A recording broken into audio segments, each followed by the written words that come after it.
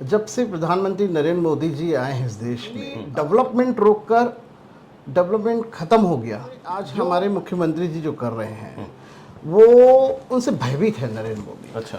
कि भारतीय जनता पार्टी का कोई भी कार्यकर्ता या पदाधिकारी ईडी को जाके बोलता है साहब ये कांग्रेस का आदमी है, तो बीजेपी के फ्रंटल ऑर्गेनाइजेशन के रूप में कार्य कर रही है ईडी। फिर जब अगर साच को आँच क्या, जब अगर कोई आ रहा है तो फिर उसका विरोधाभास क्यों? आप लीगल तरीके से भी लड़ सकते हैं। विरोधाभास काहे को, हम तो प्रदर्शन होते हैं उनमें विरोध होता है, उनमें बोला जाता है कि प्रदर्शन देखिए ईडी वापस जाओगे नारे लगते हैं। यहाँ पर अगर छत्तीसगढ़ के हितों के लिए कार्य किया जाएगा तो केंद्र में बैठी मोदी सरकार आपके घर में ईडी की रेड देगा। राहुल गांधी जी ने तो संसद में दिया भी है, वो एड्रेस भी दिया है, कहाँ पर वो जहाँ पर से वो उनकी मीडिया दिखा रही है वो तो ये वही बता रही है जो मोदी चाह रहे हैं। भैया उनको भी तो उनकी दुकान चलानी है, बीजेपी वाले की दुकान तो वैसे ही बंद हो गया है। अच्छा। कि बीजेपी में कुछ चीज़ नहीं सीखने लायक, वो तो जो भी बीजेपी के लोग हैं वो हमारी कांग्रेस पार्टी से सीख के गए हैं ना। अच्छा। जितने भी लीडर है बीजेपी में वो सब कांग्रेस पार्टी कहीं ना कहीं ये ब्रेकिंग न्यूज़ है दर्शकों के लिए जी। देखिए, छत्तीसगढ़ की राजनीति में अचानक से आए हुए उफान और उबाल को आप सभी जान रहे होंगे। ईडी के छापे छत्तीसगढ़ में तमाम जो कांग्रेस के नेता हैं, अधिकारी हैं, उनके घरों में ईडी के छापे पड़ रहे हैं और उन्हीं ईडी के छापों के विषय में हम लगातार बातें करते आ रहे हैं और जो उनसे जुड़े हुए लोग हैं उनकी पारिस्थितिक तंत्र, राजनीतिक तंत्र के विषय में उनसे चर्चा परिचर्चा करते आ रहे हैं। मेरे साथ में इस वक्त रायपुर में हूँ मैं, इस वक्त सन्नी अग्रवाल साहब हैं। सन्नी अग्रवाल साहब के यहाँ भी ईडी के छापे पड़े हैं अभी हाल ही में। और साफ तौर पर ये बता दूं कि भवन कर्मकार मंडल के अध्यक्ष हैं। छत्तीसगढ़ का एक विभाग है जो मजदूरों की सेवा जतन के लिए बनाया गया है और उस विभाग में ये कमान संभाल रहे हैं। सन्नी भाई, मैं आपसे परिचय और आगे लूँगा। सबसे पहले ये जानना चाहूँगा, जो अभी ईडी की दबिश हुई है आप लोगों के यहाँ, तो इन परिस्थितियों को किस रूप में देखते हैं? ये तो एक तरीके का एक प्लानिंग के तहत सेंट्रल गवर्नमेंट कार्य कर रही है, क्योंकि छत्तीसगढ़ के यशस्वी मुख्यमंत्री माननीय श्री भूपेश बघेल जी एक ऐसे मुख्यमंत्री हैं जो कोविड टाइम में भी देखिएगा एक यह राज्य एक अलग लेवल में कार्य कर रहा था। अपने लोगों के, चाहे श्रमिक हो चाहे आमजन हो, उनके स्वास्थ्य को लेकर भी काफ़ी जागरूक थी सरकार। पूरे देश में जिस तरीके से अन्य राज्य जिस तरीके से काम कर रही थी, उनसे अनोखा कार्य कर रही थी। हमारे कोविड टाइम में लाखों की तादाद में जो श्रमिक हमारे अन्य राज्यों से आए थे, उनके रहन, उनके पालन पोषण, उनके खान पान, उनके स्वास्थ्य और उनको श्रम विभाग में मजदूर कार्ड बना के रजिस्टर्ड करके उनको रोजगार देने तक का भी काम कोविड टाइम में हमारी सरकार ने। तो ईडी के जो चक्रव्यूह है, बोलना चाहिए कि आपको जो सराउंडिंग चल रहा है वो उसकी जो आँच है वो आप तक क्यों आ रही है? देखिए, मैंने बताया ना कि जिस तरीके से इस देश में माननीय मुख्यमंत्री जी काम कर रहे हैं, हमारे छत्तीसगढ़ के यशस्वी मुख्यमंत्री माननीय श्री भूपेश बघेल जी पूरे भारत में नंबर 1 के मुख्यमंत्री यूं ही नहीं बने। अपने कार्यों से लगातार इस देश के प्रधानमंत्री को बता रहे हैं जो राज्य, जो देश, जो भारत सोने की चिड़िया कहा जाता था और असली जो भारत है वो गाँव में बसता है। ये हमारे पूर्वज और हमारे जो महान नेता ने इस देश के निर्माण के बाद यह कहा गया था, ये कथन जो है सत्य था। लेकिन विगत 8 वर्षों में ऐसा, जब से प्रधानमंत्री नरेंद्र मोदी जी आए हैं इस देश में और आने के बाद यह जो देश है वो एक तरीके से सडनली डेवलपमेंट रोककर डेवलपमेंट ख़त्म हो गया। जो बनाए हुआ स्ट्रक्चर्स था, जो कांग्रेस के टाइम में या अन्य हमारे जो नेतागण थे जिन्होंने इस देश का अगर सीधे शब्दों में पूछा जाए तो क्या मानसिक रूप से प्रताड़ित करने का ये काम हो रहा है? आप लोगों का जो कथन है ये है। मैं वही बताना चाह रहा हूँ कि जो कार्य आज हमारे मुख्यमंत्री जी जो कर रहे हैं वो उनसे भयभीत है नरेंद्र मोदी। अच्छा। एक तरीके से मैं सीधा आपको बताना चाहूँगा और ये सभी लोग जान रहे हैं कि देखिए, उन्होंने हमारी जो माननीय मुख्यमंत्री जी की जो सोच है, किसानों को कर्जा माफ, बिजली बिल हाफ, उन्होंने सरकार आने से पहले जो हमारी घोषणा थी, उन सभी घोषणाओं पर पूरे खरे उतरे हैं यशस्वी मुख्यमंत्री जी। उसके बाद लगातार इस प्रदेश के आमजन को, गरीबों को, किसानों को, मजदूरों को, सब प्रकार के जो महिलाएं हैं, पुरुष हैं, सभी वर्गों को एक समान उनको मजबूती बना रहे हैं। और इससे भयभीत होकर वो लोग जो हैं लगातार माननीय मुख्यमंत्री जी का छवि खराब करने के लिए, माननीय मुख्यमंत्री जी को किस तरीके से उन घेरा जाए, इस कारण वो उनके आजू बाजू जो इर्द गिर्द सराउंड जो भी लोग हैं उनको वो लोग देखिए, कोई भी इस तरीके का इन्वेस्टिगेशन एजेंसी या पुलिस ही क्यों ना हो या सेंट्रलाइज इन्वेस्टिगेशन एजेंसी ही क्यों ना हो, कुछ ना कुछ आधार पकड़ कर तो आती है। अगर आधार नहीं पकड़ रही है तो आप कोर्ट जा सकते हैं, ईडी के अधिकारियों के खिलाफ में कार्रवाई की मांग कर सकते हैं। यही सवाल अभी कुछ दिन पहले देवेंद्र यादव जी से मैंने इंटरव्यू में ये भी पूछा था कि आप कोर्ट कब जा रहे हैं। देखिए, मैं बताऊं तो हमने भी सुना था कि ईडी बिना जांच किए या बिना प्रूफ के नहीं आती जी, है ना जी। जब हम तो ये भी सुन रहे थे कि 6 महीना साल भर तक वो वेरिफिकेशन करती है, जांच करती है, उसके बाद हिडन तरीके से जांच करने के बाद आती है। लेकिन अब क्या हो रहा है अब ये हो रहा है कि भारतीय जनता पार्टी का कोई भी कार्यकर्ता या पदाधिकारी ईडी को जाके बोलता है, साहब ये कांग्रेस का आदमी है, इसके पास ऐसे ऐसे करके रेड मार दो। क्योंकि मोदी जी का जो एक तरीके से फ्रंटल ऑर्गेनाइजेशन जिसने तो बीजेपी का फ्रंटल ऑर्गेनाइजेशन के रूप में कार्य कर रही है ईडी, तो बिल्कुल उसी तरीके से आज की डेट में ये हो गया है कि मेरे किसी भी कांग्रेस के लोगों के ऊपर कंप्लेंट मार दो और ईडी वहाँ पे पहुँच जाती है। पहले ईडी करप्टेड और ब्लैक मनी स्टॉकिस्ट, यानी जिसके पास ज़्यादा से ज़्यादा भारी मात्रा में ब्लैक मनी हो उनके पास जाती थी। लेकिन आज तो ऐसा हो गया कि हमारे घर से क्या निकला भैया, ईडी को बताना चाहिए था। 14 जगह, हंसने की बात तो ये है कि 14 जगह एक साथ एक दिन में 14 जगह रेड मारा गया, लेकिन 14 जगह से क्या निकाला गया ये क्यों नहीं बता रही है। अच्छा, आपसे सवालों का जो क्रम रहता था, अगर आप इन विषयों पर चर्चा करना चाहें तो आप बता सकते हैं कि आपको जब घेर कर जब पूछा जा रहा था, पूछताछ में जो सवाल आ रहे थे वो क्या थे? देखिए, वो लोग का एक ही सवाल रहता था, वो ज़्यादा उनका सिर्फ एक ही हम मानसिकता बना के रहे थे कि आप लोग हमारे हिसाब से बोलिए और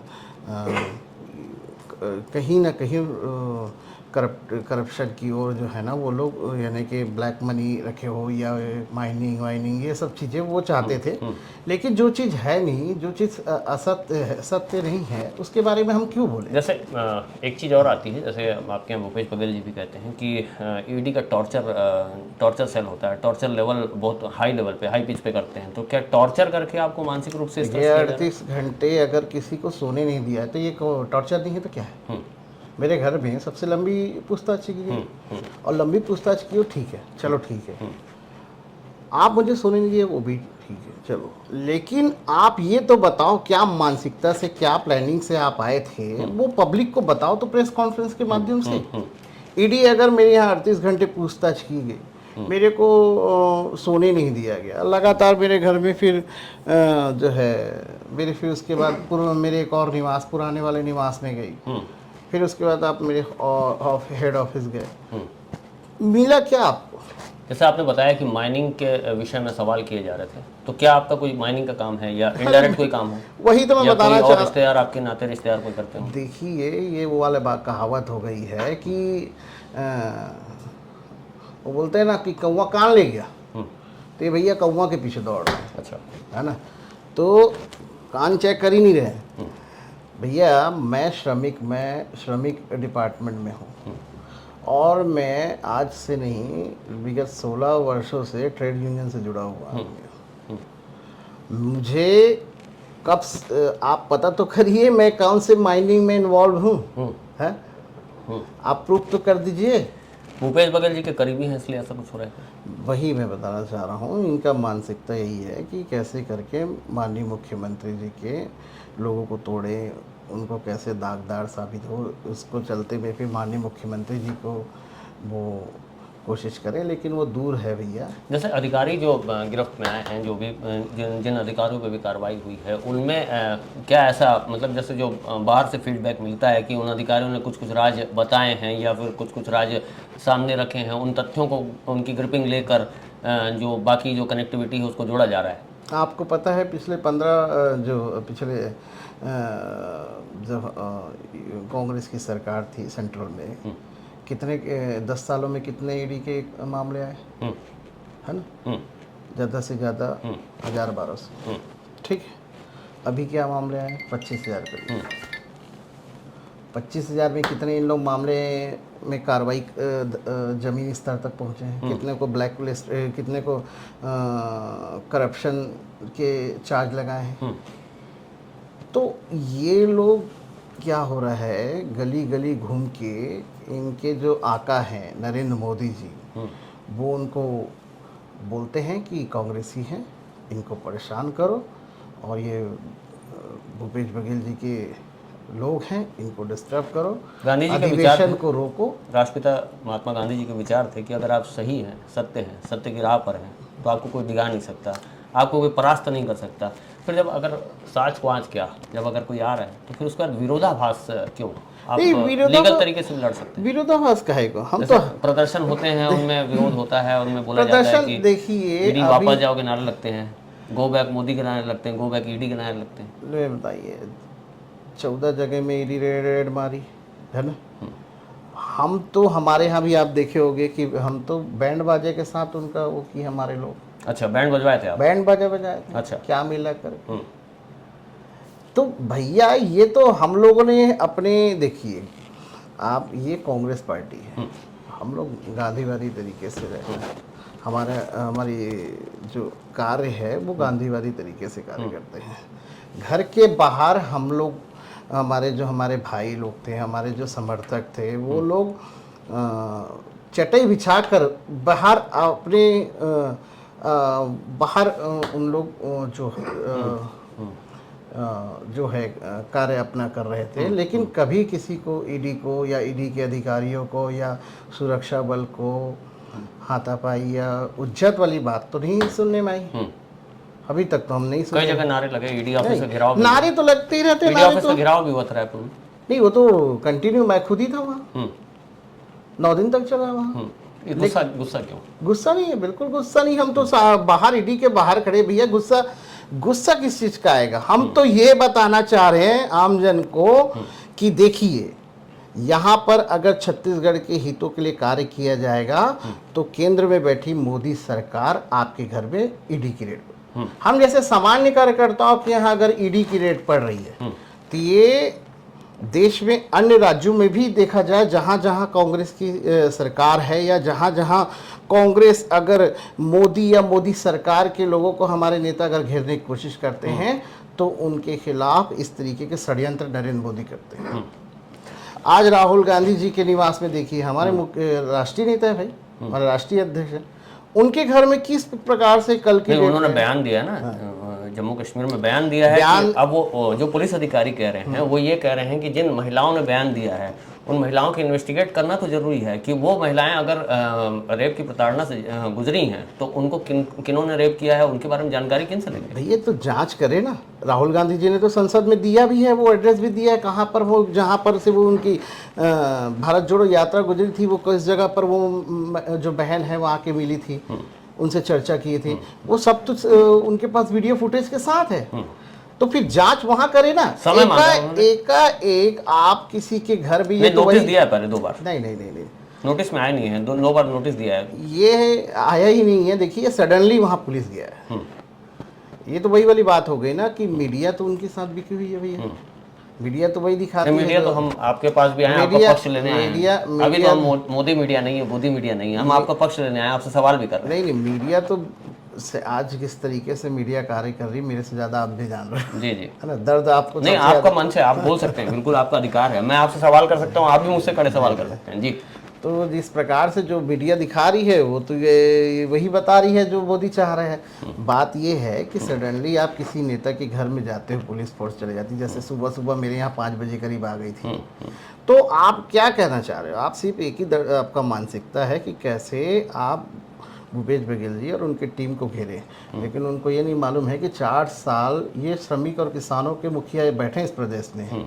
जब वो मुखिया को नहीं टस से मस कर पाए तो हम जैसे कार्यकर्ता अच्छा, कहाँ से घेरेंगे? मुखिया भूपेश बघेल जी की तस्वीर भी लगाएं आप, गिरीश देवांगन जी की तस्वीर लगाइए। गिरीश देवांगन जी क्या भी रेड हुई थी और इनके करीब कैसे आए बाजू थे? में राम गोपाल अग्रवाल जी भी हैं। मैं शायद उन्हें पहचान नहीं पा रहा हूँ। भूपेश बघेल जी के करीब कैसे आए थे? राजनीति में उन्हीं से सीख।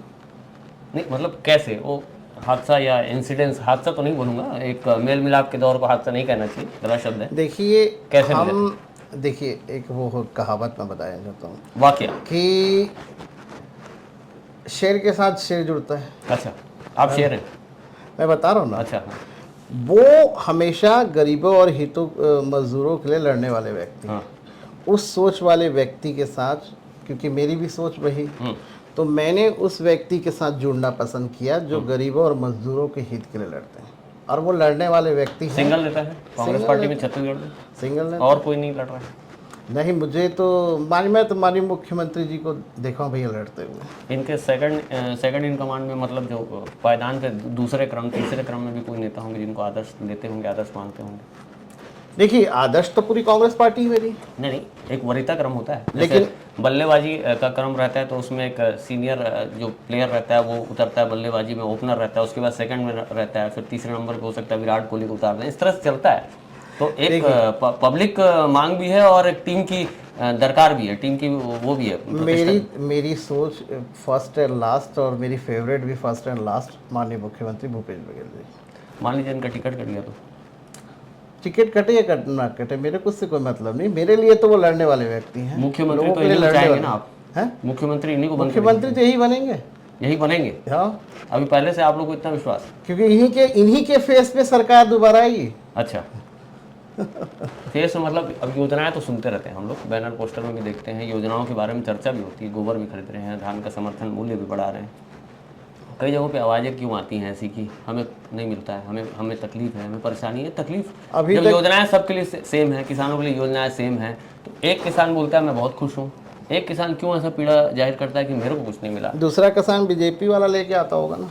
बीजेपी वाला मतलब किसान का भी बंटवारा हो गया देखिए मैं बता रहा हूँ आपको, कोई यहाँ पे छत्तीसगढ़ में कोई ये नहीं कहता कि हम माननीय मुख्यमंत्री जी की जो योजनाएं हैं उनका लाभ नहीं मिला।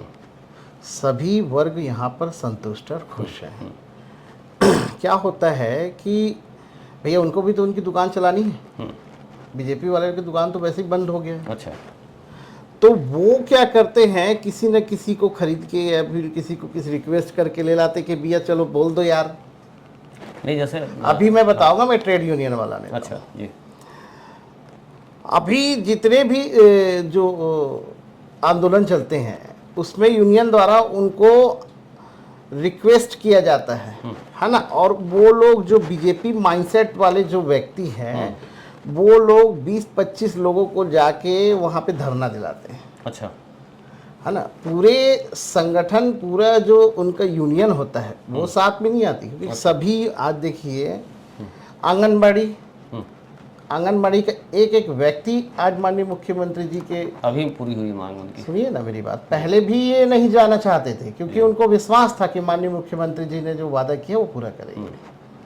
ठीक है, उनके साथ धरना में कौन गया था भैया, और मैं बता दूंगा जिला वार कौन गया था और जिला से कौन व्यक्ति उठ के गया था, मैं ये भी बता देना चाहता हूँ। बताइए, आपका मन छोड़िए। लेकिन वो बताते रहूंगा तो आप मेरा टाइम और आपका भी टाइम खराब हो जाएगा, वो लंबी चर्चा हो जाएगी। तो ये क्या होता है कि कुछ लोगों को ऐसा लग रहा है नहीं, बाउंड्री में अपन आके, जो कांग्रेस पार्टी है बाउंड्री में आके कुछ चीज़ों को कर रही हैं। जैसे आंगनबाड़ी की बात हुई, सहायिकाओं के आंदोलन के बाद उनकी मांग पूरी हुई, बेरोजगारी भत्ता की बात जो होती है उस पर अभी बाउंड्री पे आ गई, 5 से 6 महीना सरकार बची है, उसमें ऐलान हो रहा है, 4 साल पहले भी हो सकता था। तो बेरोजगारों को भत्ता देने के लिए बीजेपी वाले आंदोलन करते हैं, मांग पूरी होती है।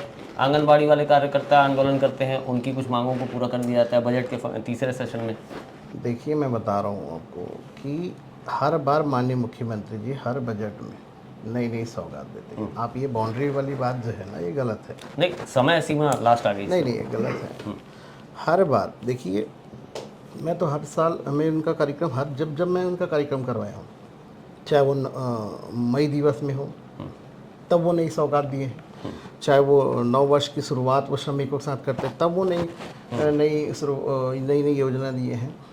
माननीय मुख्यमंत्री जी जब से विगत 4 वर्षों से, इन 4 वर्षों में भी 4.5 वर्षों में भी देखो कि 2.5 साल कोरोना रह गए, उसके बावजूद भी इतने शानदार तरीके से सभी वर्गों के लिए हितों में कार्य करते हुए योजना जो लाभ दे रहे हैं छत्तीसगढ़ में, तो आज छत्तीसगढ़ का एक एक बच्चा तक, चाहे आप स्कूल हमारा स्वामी आत्मानंद स्कूल, आज लोग डीपीएस जैसे स्कूल छोड़कर स्वामी आत्मानंद में मारा मारी चल रही है। तो ये सी है सरकार जो है ना, इन योजनाओं के साथ काम कर रही है कि ज़मीनी जो हमारे गरीब लोग हैं, जो हमारे मिडिल क्लास लोग हैं, जो हमारे लोअर क्लास लोग हैं, है ना। अच्छा, बीजेपी में कोई एक व्यक्ति या कोई व्यक्तिगत शख्सियत आपको प्रभावित करती है जिनसे आप कभी कुछ सीखे हो, या कभी कुछ टेलीविज़न पे या कभी किताबें पढ़ के या सामने देखते हुए, कोई बीजेपी का कोई व्यक्ति है जिनको आप पसंद करते हैं विचारों के नाम पे? बीजेपी में मुझे कुछ समझ ही नहीं आता। सारे कांग्रेस नेता ऐसे बोलते हैं, एक भी व्यक्ति नहीं मिलता। नहीं, बीजेपी में कोई समझ ही नहीं आता ना। अच्छा। क्योंकि मैं एक चीज़ कह सकता हूँ, बीजेपी जो पुरानी बीजेपी हुई, जो अटल बिहारी वाजपेयी के समय थी, वो बीजेपी और आज की बीजेपी में जमीन आसमान का अंतर। अटल बिहारी जी भी एक समय में आप लोगों को एक प्रकार से बहुत बुरा बोल कर गए थे कि एक सीट के लिए सरकार गिरा दी, अब आप लोग इकलौते हो जाएंगे। देखिए, मैंने बताया ना कि बीजेपी में कुछ चीज़ नहीं सीखने लायक। वो तो जो भी बीजेपी के लोग हैं वो हमारी कांग्रेस पार्टी से सीख के गए हैं ना। अच्छा। जितने भी लीडर है बीजेपी में वो सब कांग्रेस पार्टी कहीं ना कहीं। ये ब्रेकिंग न्यूज़ है दर्शकों के लिए जी। तो ऐसा है और क्या। अच्छा, आपके बारे में थोड़ी सी बात कर लेते हैं। तो कड़े सवाल हो गए। आप राजनीति में कब आए थे? 2000 साल 2000 में, और साल 2023। हाँ। मतलब कुछ ही सालों में काफ़ी प्रोग्रेस किए हैं। क्या कारण रहा इस प्रोग्रेस का? इसके पीछे मतलब क्या हाथ रहा है भूपेश जी का? आपको प्यार समर्थन मिला है, जनता का मिला है, क्या रहा है? फ्लोर में रह के काम करो। अच्छा, फ्लोर में, वो आपकी सफलता है। अच्छा। मैंने बताया कि मैं ट्रेड यूनियन से जुड़ा हूँ। चाहता तो मैं युवा कांग्रेस को कंटिन्यू कर सकता था, लेकिन मेरी एक मानसिकता थी कि मैं लेबर लोगों के साथ उनके हित में काम करूँ, उनके हक के लिए लड़ाई लड़ूँ। लगातार 16 साल तक मैं उनके लिए ट्रेड यूनियन में वर्क किया, और जिसके कारण मैं एक अंतर्राष्ट्रीय फ्लोर। भवन कर्मकार एक थोड़ा सा टिपिकल सा शब्द है, उसको थोड़े बहुत तो हम लोग समझ पाते हैं, मैं लेकिन जी प्लीज। फिर उसके बाद जो है राष्ट्रीय स्तर पे, फिर अंतर्राष्ट्रीय स्तर पे भी मैंने कार्य किया है।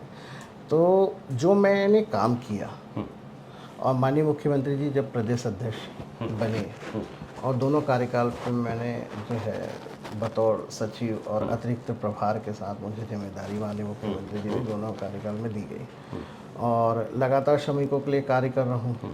तो श्रमिकों के बीच में तो बना ही था, जिसके कारण माननीय मुख्यमंत्री जी ने फिर मुझे सरकार आने के बाद दौरे कार्यक्रम कम रहे हैं क्या आपके? देखिए, मैं बताना चाहता हूँ, निगम मंडल में मैं तो खैर नहीं बोल सकता, लेकिन जहाँ तक आप जानकारी ले लीजिएगा, 7 महीनों में पूरा मैंने 29 ज़िले कवर कर दिए थे। अच्छा। दौरा मैंने सबसे पहले कंप्लीट किया था 7 महीनों में। अच्छा। और अभी मेरा सेकंड राउंड चालू है। अच्छा, जैसे कि मैं वही सवाल पे आ रहा हूँ कि जैसे भवन कर्मकार एक थोड़ा सा टिपिकल जल्दी से दिमाग में आता नहीं है, ये विभाग और इसके कार्यशैली। तो ये कामकाज क्या होता है, इसमें कैसे मजदूरों को कैसे फायदा पहुँचता है? छत्तीसगढ़ भवन अन्य निर्माण कर्मकार कल्याण मंडल 60 प्रकार के जो प्रवर्ग होते हैं, जैसे कि पेंटर, कारपेंटर, खपरा ढोने वाला, पत्थर में माइनिंग में काम करने वाला, रोड बनाने वाला, नाली बनाने वाला, रेजर, कूली, कारपेंटर और इलेक्ट्रिशियन, गाड़ी का मैकेनिक, इस प्रकार के 60 प्रकार के प्रवर्ग हैं। उन 60 प्रकार के जो श्रमिक है उनका ये डिपार्टमेंट है भवन अन्य संनिर्माण कर्मकार कल्याण मंडल, जिसमें 25 से अधिक योजनाएं अभी संचालित हो रही है। पूर्व में इस डिपार्टमेंट में 10 से 12 ही योजना चलती थी, लेकिन आज जो है 27 योजनाएं जो है चल रही है। ये और तो सभी योजनाएं माननीय मुख्यमंत्री जी ने सभी योजनाएं डीबीटी के माध्यम से डायरेक्ट श्रमिकों के अकाउंट में पैसा देने। श्रमिकों के बच्चों को क्या दिया जा रहा है? जैसे श्रमिकों के बच्चों को नोनी सशक्तिकरण योजना है, नौनिहाल छात्रवृत्ति योजना है, इस तरीके से बहुत सी ऐसी योजना है जिसमें श्रमिकों के बच्चों को सीधा लाभ दे रहे हैं। और मैं आपको बताना चाहूँगा कि छत्तीसगढ़ के यशस्वी मुख्यमंत्री माननीय श्री भूपेश बघेल जी ने ऐसी योजनाएं इस विभाग में संचालित की है, जिसका लाभ लेकर आज श्रमिक के जो बच्चे हैं 7,174 बच्चे आज गवर्नमेंट सेक्टर में छत्तीसगढ़ की सरकारी संस्था हो या सेंट्रल गवर्नमेंट में वो कार्य कर रहे हैं।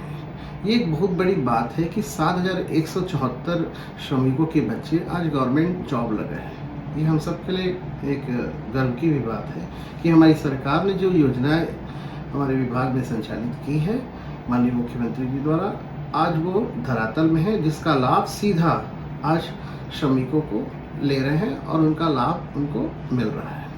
500 करोड़ का जैसे आप चर्चा से पहले फंड बता रहे थे इस डिपार्टमेंट में, तो क्या किन मजदूरों को कितना मिलता है? क्या उनको पेंशन मिलती है? उनके भविष्य निधि के लिए कुछ मिलता है? बताया ना, उनको क्या फैसिलिटी? जन्म से लेकर मृत्यु तक की योजनाएं चलती है इसमें। और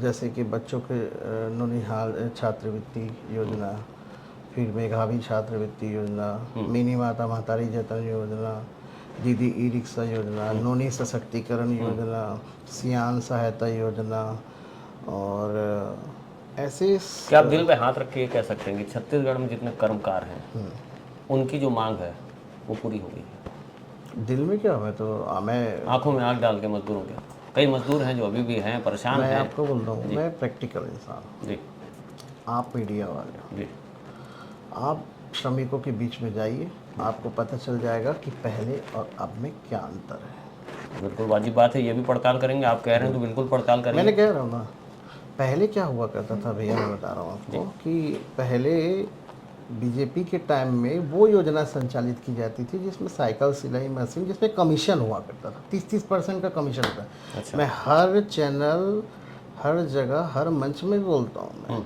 मैंने ईडी वालों को भी बोला अच्छा कि भैया तुम जांच करने यहाँ क्या आ रहे हो, यहाँ तो सब डीबीटी के माध्यम से सीधा श्रमिकों को हम लाभ देते हैं। जांच करना है तो 4 साल पहले वाला जो कार्यकाल था बीजेपी का, उसमें जांच करो इस डिपार्टमेंट का, 200-250 करोड़ रुपए घोटाला मिल जाएगा।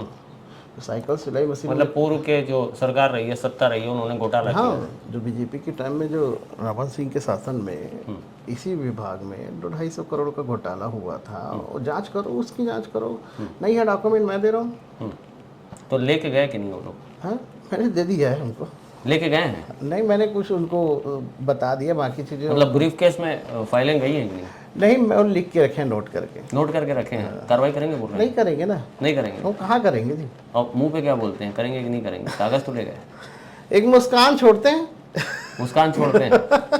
वो भी समझते हैं। देखिए, मुस्कान आपकी तरफ वाली रहती है कि मोदी जी की तरफ वाली रहती है? वो मोदी वाली मुस्कान छोड़ते हैं। मोदी वाली मुस्कान रहती है।